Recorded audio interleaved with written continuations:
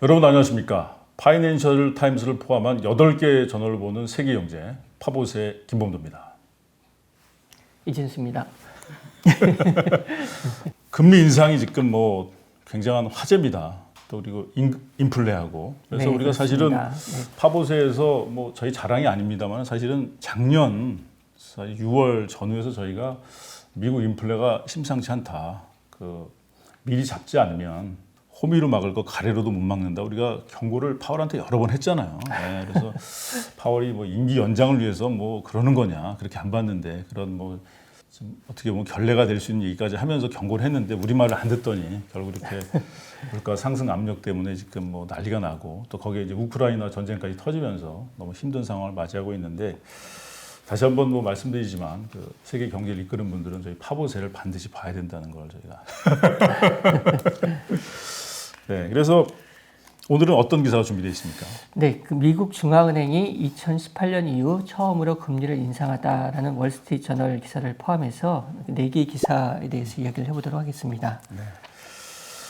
그래서 이제 미국 연준이 3월 16일 수요일에 기준금리를 이제 0.25%에서 0.5%로 0.25%포인트 인상했습니다. 그래서 앞으로도 기준금리를 2022년 한 해 동안 6차례 더 올린다. 그러니까 총 7차례 이제 올해 그렇죠. 인상을 하는 겁니다. 그리고 2023년에는 3차례 인상할 것으로 예상이 되고 이제 매번 이제 0.25%포인트씩 인상할 경우에 기준금리가 2022년 말에 2%, 2023년 말에는 2.75%로 이제 상승하게 되는 거죠. 네. 보통 이제 미국의 중립금리, 그러니까 물가 상승 압력 없이 잠재적인 경제 성장률을 달성할 수 있는 금리, 이게 이제 중립금리인데 보통 이제 2.4%로 추정되는 점을 이제 감안한다고 했을 때 2023년에는 기준금리가 중립금리보다 높아지는 그런 경우가 되겠네요. 네, 그렇습니다. 그러니까 지금 미국 중앙은행에서 계속적으로 금리 인상을 할 것으로 전망이 되고 있는데요.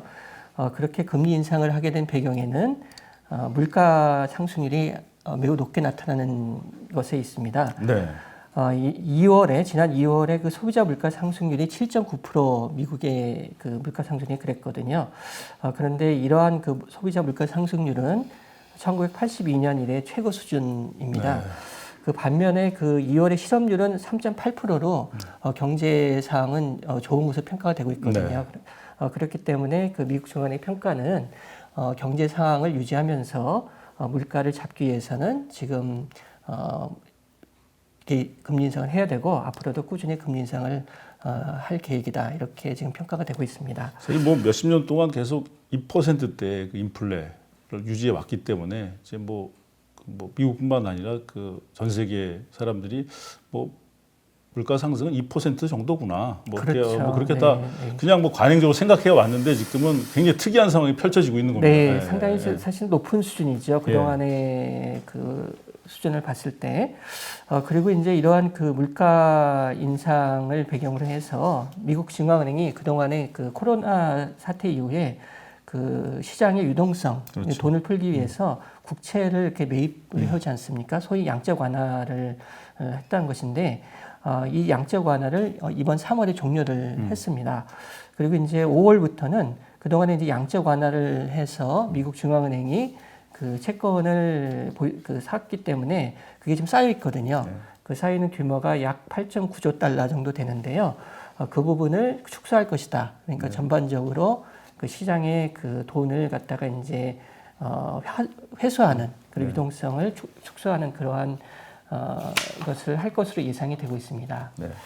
그럼 유럽 중앙은행 같은 경우는 이제 금리 인상보다는 이렇게 채권 매입 프로그램 축소라든지 이런 방향을 선택하고 있고 또 우리 홍원석 부장도 우리나라도 이런 게 좀 더 어울린다 이런 얘기도 했었는데 미국은 이제 이럴 상황이 아닌 거죠. 네, 유럽의 경우는 아직까지 그 경제가 회복이 완전히 되지 않은 것으로 평가가 되고 있거든요. 그래서 아직까지는 금리 인상을 하기는 좀 시기상조가 아니냐 이런 것이 대부분의 견해인 것 같고요. 그렇기 때문에 그보다는 일단은 유동성을 조절하는 걸 갖다가 유동성을 푸는 걸 갖다가 좀 조절하는 것으로 이렇게 좀 얘기가 되고 있는 것으로 알려져 있습니다. 그럼 우리나라는 이제 미국하고 이제 유럽 중앙은행은 중간 정도의 스탠스라고 봐야 되겠네요, 그렇죠? 그렇죠. 그러니까 지금 이제 우리는 금리를 이미 좀 올린 상황이기 때문에 그러니까 조금 다른 상황이 되는 거죠. 네. 그래서 보니까 그 3월 현재 그 미국 중앙은행 연준 그 미국의 그 근원 물가지수 상승률 이제 소비자 물가에서 이제 뭐 변동성이 심한 식료품, 에너지를 제외한 게 물가지수 상승률인데 근원 물가지수 상승률이 2022년 말 4.3%, 2023년에 2.6%로 이제 완화될 것으로 전망을 하고 있습니다. 그래서 미국 중앙은행 물가 상승률 목표치는 이제 전통적으로 2%. 네, 그래서 뭐 그렇습니다. 작년에도 방송에서 얘기했지만 뭐 인플레가 전혀 없는 게 좋은 게 아니고 2%대가 좀 경제 성장도 되면서 물가 상승 압력도 적고 그래서 이상적인 수치로 이렇게 좀뭐 네, 그렇습니다. 통상적으로 얘기돼서 네. 2%대로 네. 이렇게 유지돼 왔는데 근데 미국 중앙은행이 그 미국의 경제 성장률을 2022년에 2.8%, 2023년에 2%로 예상을 하고 실업률은 2022년에 3.5%, 2023년에는 3.5%로 이제 완전 고용 수준에 가깝게 유지될 것이다 이렇게 전망을 하고 있습니다. 네, 그래서 미국 중앙은행이 현재 그 예상하기로는 향후에 이제 금리 인상을 해서 물가가 이제 하향 안정이 되고 또 거기다가 이제 공급망도 이제 조금 시간이 더 걸리겠지만 앞으로 정상화 될 것이다. 이러한 점들이 그 물가가 하향 안정하는데 이제 도움이 될 것을 예상을 하고 있고요. 그럼에도 불구하고 미국의 경제 성장세는 지속적으로 이제 유지가 될 것이고 고용도 거의 완전 고용 수준 3.5%면 완전 고용 그러니까 일하고 싶은 사람은 다 일할 수 있는 거의 수준에 가깝거든요. 그래서 고용도 굉장히 좋은 수준으로 유지할 것이다 이렇게 전망을 하고 있는데 어떻게 보면은 경제가 굉장히 장밋빛 굉장히 좋은 방향으로 갈 것이다 이렇게 지금 예상을 하는 것이 되겠죠. 근데 뭐 지금 기사를 쭉 살펴보니까 인플레이션하고 이렇게 완전 고용에 가까운 이런 실업률을 함께 갈 수는 없다. 그러니까 그렇지 않을 가능성이 사실은 많이 있는 그래서 것이죠. 실업률이 좀 네. 높아지거나 뭐 아니면 인플레가 높아지거나 이게 둘 중에 하나지. 이렇게 뭐 역사적으로 둘이 같이 갔던 예는 없는데 미국 연준 입장에서는 또 아무래도 이제 대중들의 또 어떤 그런 기대 심리라든지 또 이렇게 여러 가지 정치적인 고려를 해서 일단은 같이 갈 수 있다 이렇게 얘기를 하는 것 같은데 그럼에도 불구하고 파월이 어찌됐건 좀 시장에 사인을 주려고 그랬는지 모르겠으나 이렇게 그 노동시장의 장밋빛 전망에도 불구하고 파월은 자신의 관점에서 노동시장이 너무 뜨겁다 이런 얘기를 했습니다. 그래서 파월이 직접 한 얘기인데 특히 노동시장에서 수요와 공급이 잘못 정렬이 돼서 임금이 오르고 있는데 시간이 지나면 그 2% 인플레이션을 못 맞출 수도 있다. 그리고 기록적인 최고치 일자리 창출은 노동시장이 좀 너무 뜨거운 뭐 상황이다 이렇게까지 얘기한 걸 보면은 뭔가 이중으로 메시지를 전하고 있는 건 아닌가. 네. 그래서 이제 미국 중앙은행이 지금 금리 인상을 하겠다는 그러한 것이 되겠고요. 그럼에도 이제 고용은 괜찮을 것이다. 지금 이렇게 하고 있는데 그에 대한 그 우려가 사실은 좀 있습니다. 그러니까 지금 현재 우크라이나 사태가 계속되고 있지 않습니까?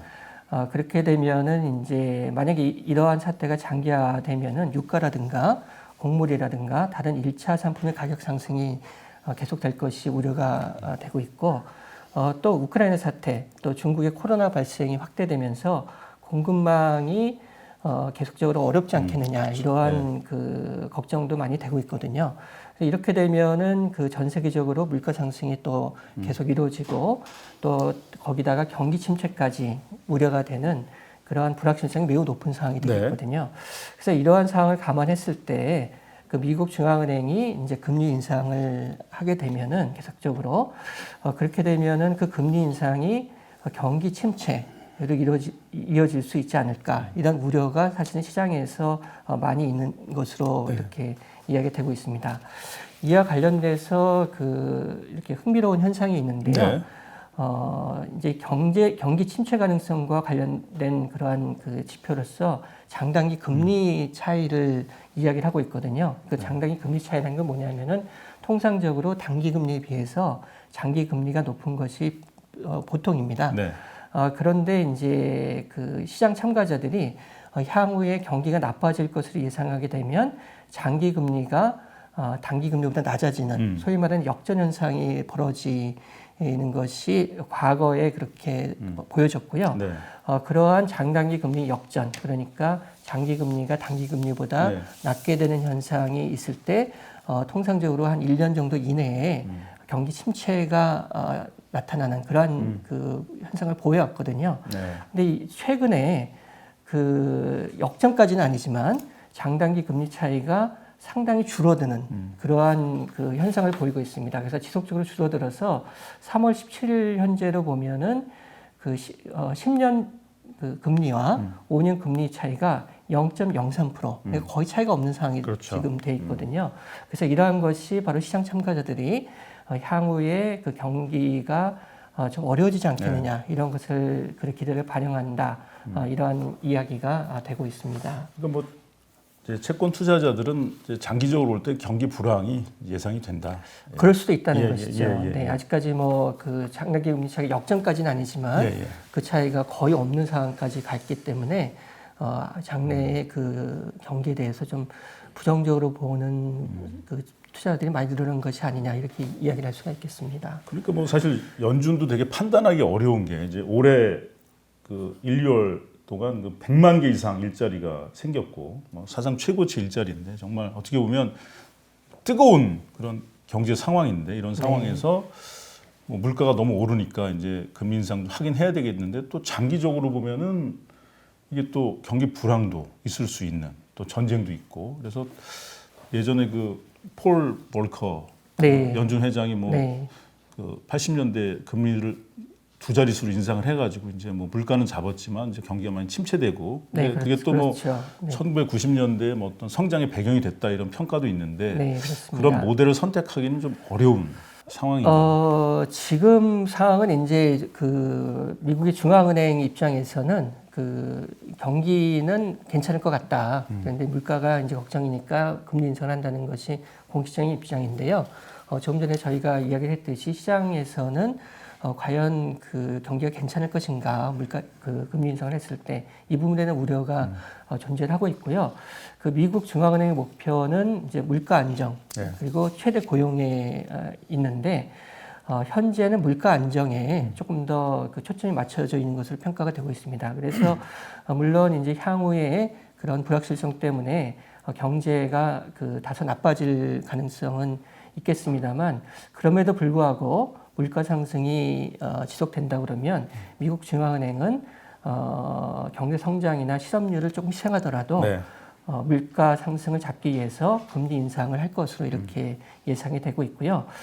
이렇게 그 미국에서 금리 인상을 하게 되면은 우리나라도 포함해서 다른 나라도 그 금리 인상을 하지 않을 수가 없게 될 그런 그 그렇죠. 상황이 되거든요. 네. 그래서 전 세계적으로 금리 인상이 향후에 지속적으로 이루어질 가능성이 굉장히 높다. 그래서 이제 앞으로는 그 새로운 세상, 그러니까 금리가 높아지는 그러한 세상이 될 것이기 때문에 이러한 그것에 대비를 해야 되겠다 이렇게 말씀드릴 수가 있겠고요. 또 이렇게 물가가 상승을 하는 가운데 그 뭐 전쟁이라든가 네. 이러한 그 상황의 그 불확실성 때문에 경기가 침체될 수도 있어서 물가 상승과 경기 침체가 동반되는 그런 상황까지도 우리가 배제할 수는 없다 이렇게 말씀드릴 수가 있겠습니다. 네. 이와 관련돼서 그 조금 전에 그 김범도 아나운서 얘기한 그 미국의 경험이 있는데요. 폴 벌커라고 그 1979년부터 1987년까지 미국의 중앙은행 총재를 한 분이 되겠습니다. 이분이 아주 그 유명한 그 물가 상승에 대한 그 화이터로 알려져 있거든요. 그 잘 아시다시피 1970년대에 전 세계적으로 물가가 굉장히 높았고요. 이에 대해서 그 이제 대처를 해야 된다는 목소리가 높았는데 1970년대에 그 대처 잘 못했습니다.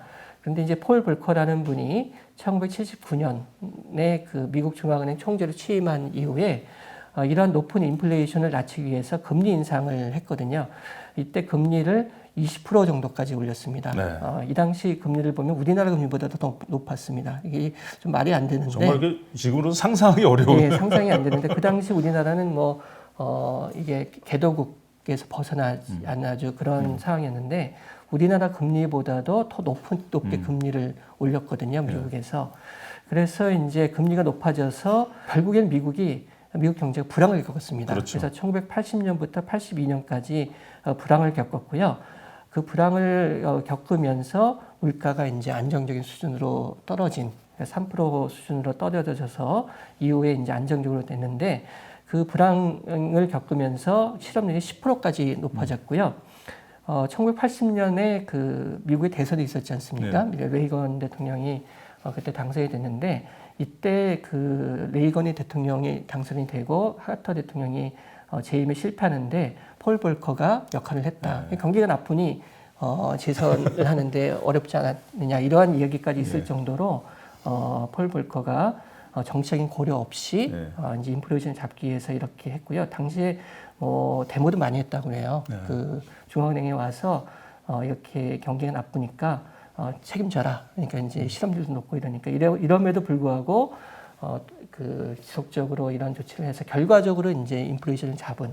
그러니까 이제 지금 현재 혹시 이렇게까지 되지 않을까 걱정을 하는 것이죠. 그러니까 물가가 상승이 되게 되면 중앙은행에서 그걸 잡기 위해서 이제 금리를 올리고 그게 지속되면 경기가 과거 이랬던 것처럼 침체가 되지 않을까. 이제 이러한 우려들이 지금 일부에서 있는 상황이 되겠습니다. 네. 근데 뭐 우리 파월 총재는 그동안 이렇게 행보를 볼 때 굉장히 좀 살짝 정치적으로 보일 만큼 약간 좀 그 유연성이 있어서 뭐 이렇게 폴 볼커처럼 가지는 않을 것 같습니다. 그리고 또 미국 경제가 또 그런 상황도 아니고 그때는 또 뭐 좀 지금하고 또 다른 뭐 어떻게 보면 이제 뭐 일본한테도 밀리고 좀 뭐 미국 제조업이 좀 문제도 있었고 근데 지금 뭐 세계 최고의 경제를 구가하고 있으니까 뭐 그런 뭐 엄청난 조치를 취하지는 않을 것 같은데 뭐 이런 얘기가 나올 정도니까 지금 그렇습니다. 물가 상승 압력은 대단하다. 네, 그렇습니다. 그래서 그때 본 이후에 최고의 물가 상승이기 때문에 미국에서도 긴장을 많이 하고 있고요. 올 11월에 이제 미국도 중간 선거가 있지 않습니까? 그렇기 때문에 이제 정치적으로도 이 인플레이션을 낮추는 것이 가장 중요한 과제 하나이고 그렇기 때문에 이제 중앙은행에서 이러한 조치들을 갖다가 하고 있는 것으로 평가가 됩니다. 그래서 미국의 금리 인상 또 물가 압력 이런 게 이제 다 우리의 금리 인상하고도 연결돼 있고 또 뭐 우리 물가 압력하고 연결이 될 텐데 특히 이제 뭐 또 그 경제에 관심 있는 분들이 이런 인플레 금리 인상이 이제 뭐 어떤 그 주식이나 또 채권 또 부동산 또 뭐 요즘 젊은이들은 이제 그 암호화폐도 투자를 많이 하니까 어떻게 될 것인가 이런 게 뭐 궁금해하실 것 같아서 그 3월 17일자 그 블룸버그 기사를 보니까 뭐 연준의 이자율은 뭐 신용카드, 자동차 대출 이자율, 은퇴 저축 수익까지 이제 광범위한 영향을 미치는데 올해 7번 금리 인상을 했을 때 주식이나 퇴직금 계좌는 어떻게 될 것인가?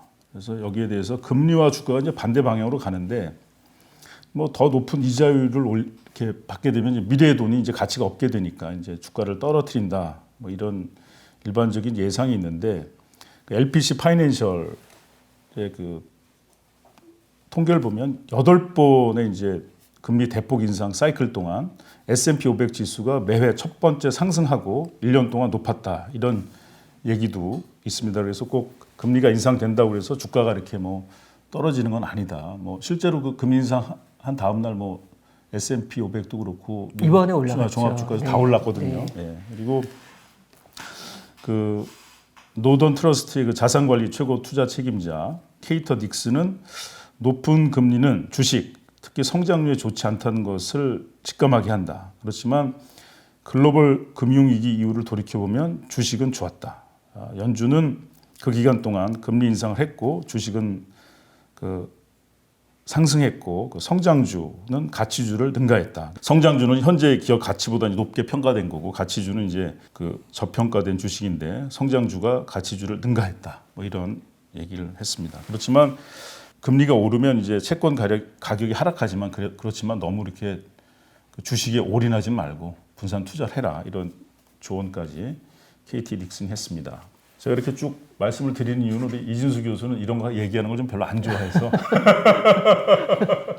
KDI 대학원에 있는 분이 너무 이렇게 개인의 그 주식이나 저축 계좌 이런 거 구체적으로 얘기하는 게 좀 약간 좀 부담스러워 제가 대신 얘기하고 있습니다. 이제 저축 계좌에 관해서도 궁금하실 것 같은데 그 골드만삭스의 마크러스 같은 온라인 계정이 있는데 뭐 일반 투자자가 그 현금 저축을 유동적으로 하면서도 이제 높은 수익률을 올릴 수 있어서 그동안 굉장히 인기였는데 지난 10년 동안 그 마커스의 이자율이 보통 2%였는데 팬데믹 이후 이제 금리 인하해서 지금은 0.5%의 이자율을 보이고 있습니다. 그리고 앞으로 이제 고위험 저축 계좌의 금리는 계속 높아질 거다 이런 예측을 하고 있고요. 그 존 행콕 그 투자 회사의 그 공동 수석 투자 전략가인 매트 미스키는 타이밍 게임이다. 인플레가 이제 8%나 되는 상황에서 저축 투자자들한테 뭐 좋지 않은 상황이죠. 뭐 너무 인플레가 높으니까 이제 그래서 저축하기 어렵지만 고위험, 고수익 전략과 함께 채권 같은 안전한 베팅, 균형 잡힌 그 포트폴리오를 해라 이런 조언을 하고 있습니다. 그리고 부동산의 경우는 이제 모기지 이자율이 높아서 주택 구입 매력이 이제 감소할 수밖에 없는데 모기지는 이제 연준의 기준금리하고 같은 방향으로 움직이는 그래서 이제 10년물 국채 채권 수익률을 따라가잖아요. 모기지가. 그래서 이제 모기지 시장이 이미 이제 높은 금리를 반영하고 있고 그 30년 만기 대출의 평균 금리가 지난해 같은 기간 동안 3.05%에서 지난주에 3.85%를 기록했다. 통계도 얘기해주고 있습니다. 그리고 부동산 중개업체 레드핀의 그 테일리 마라는 분 수석 이코노미스트인데 이분은 그 페드의 그 채권 매입 프로그램 중단으로 그 모기지 이자율이 상승하고 그래서 주택 수요가 감소하고 가격 상승은 둔화될 것이다 이런 얘기를 덧붙이고 있습니다. 그리고 암호화폐 관련해서는 투자자가 그 위험도가 낮은 곳에서 이제 수익률을 올릴 수 있다. 금리가 인상이 되면 이제 뭐 채권이라든지 또 뭐 저축을 통해서 이제 수익을 올릴 수 있으니까 이제 암호화폐가 매력이 떨어지는데 그래서 비트코인이 11월 작년 11월 아주 고점에서 지금 현재 40% 하락된 상황이다. 이런 얘기를 하면서 그렇지만 3월 9일 바이든 대통령이 이제 행정명령에 서명을 했습니다. 그 내용이 이제 암호화폐 기술의 위험성, 그렇지만 잠재적인 혜택 모두를 이제 이해하려고 한다. 이런 행정명령에 서명한 뒤에 이제 벤처 투자자, 기관 투자자가 몰리고 있습니다. 그래서 암호화폐는 뭐 그렇게 전망이 나쁜 것 같지는 않고요. 네.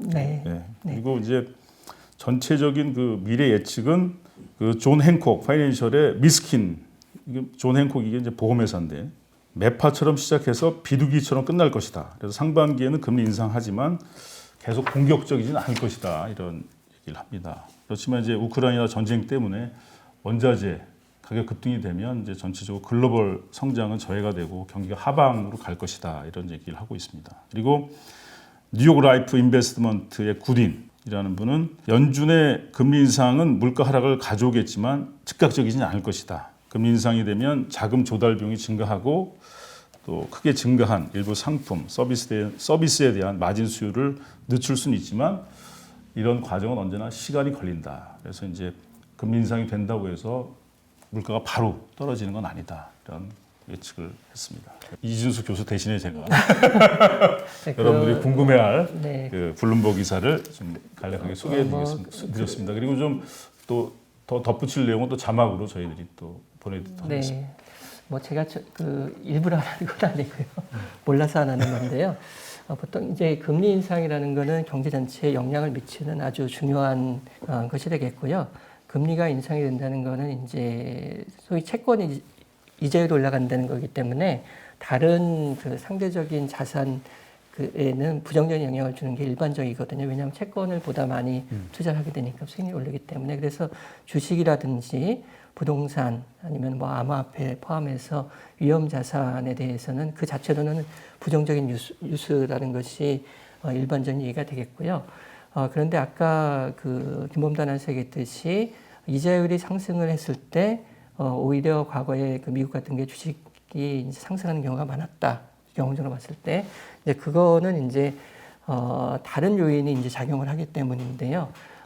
보통 이제 그 중앙은행에서 이자를 올릴 때는 경기가 좋기 때문에 이제 물가가 상승하고 경기가 좋으니까 그걸 좀 이렇게 좀 완화시켜야 되겠다 그렇죠. 해서 이제 그 이자율을 상승을 시키니까 그 두 가지가 이제 상반된 효과가 있는 그렇게 그렇죠. 되기 때문에 이자율 상승 자체는 주가에 부정적인 영향을 주지만 경기가 좋기 때문에 올리게 되면 경기가 좋다는 것은 결국에 주가에 긍정적인 신호가 기업이 성장하는 거니까요. 그렇죠. 그렇기 때문에 그 두 번째 경기가 좋다는 그러한 시그널이 더 이렇게 크게 나타나서 주가가 올랐다는 걸로 이해를 할 수가 있겠거든요. 그래서 이제 그거는 이제 그러한 상황에 따라 다르기 때문에 아까 그리고 부동산도 마찬가지로 어떤 수요가 또 부동산 자체에 대해서는 이제 부정적인 그런 가격에는 부정적인 영향이 있겠지만 또 다른 수요가 있을 수 있기 때문에 그렇게 종합적으로 봤을 때는 사실 미래를 예측하는 게 쉽지는 않거든요. 틀릴 가능성이 높고 그래서 이제 몰라서 하라는 거지 제가 안 하고 싶어서 안 하는 거 아닙니다. 네, 사실 이진수 교수는 그 전공이 투자입니다. 투자로 박사학위를 받았는데 본인이 주식 투자를 안 하고 있습니다. 그러니까 주식 투자가 얼마나 어려운 거면 그래서 저희 방송 보시면서 장기적인 관점에서 그리고 또 검증된 투자 방법을 선택하시면서 하는 게 좋겠다는 말씀을 다시 한번 드리고 이렇게 또 물가 상승 또 금리 인상 이렇게 여러 가지 또 급변하는 상황에서 이렇게 또 뭐 아니면 도에 또 이렇게 투자를 하시는 분들이 계시는데 우리 이진수 교수를 본받아서 그런 건 아니고요. 그래서 이제 투자의 기본은 분산 투자가 기본이 되겠습니다. 그러니까 이게 명확하게 알 수가 없기 때문에요. 이렇게 나누어서 투자를 하게 되면 위험은 좀 줄이면서 이렇게 수익을 얻을 수 있는 그런 게 분산 투자가 정답이라 얘기를 하고요. 그렇게 하도록 하는 것이 좀 좋지 않을까 그런 생각이 듭니다. 그래서 프로 운동 선수들에게도 감독이나 코치가 필요한 이유가 항상 이렇게 옆에서 기본 길을 얘기해 주는 거거든요. 다른 얘기가 아니라. 네, 그러니까 이게 뭐가 오를지 찍는 건 사실 굉장히 어려운 일이거든요. 그러니까 이제 뭐가 어떻게 오를지는 아니면 떨어질지를 찍는 거 정확하게 찍는 건 어렵기 때문에 그걸 갖다가 좀 다양하게 해서 전체적으로 올라가는 그런 때 이제 수익을 얻는 방향으로 그렇게 하는 분산 투자가 좋겠다는 이야기를 할 수가 있겠습니다. 저도 뭐 제 형편에서는 지금 뭐 아니면 도식에 선택을 할 수밖에 없을 것 같은데 이진수 교수 보면서 참고 있습니다. 건전한 판단하려고. 네. 파보세요 오늘 여기서 마치겠습니다. 고맙습니다. 감사합니다.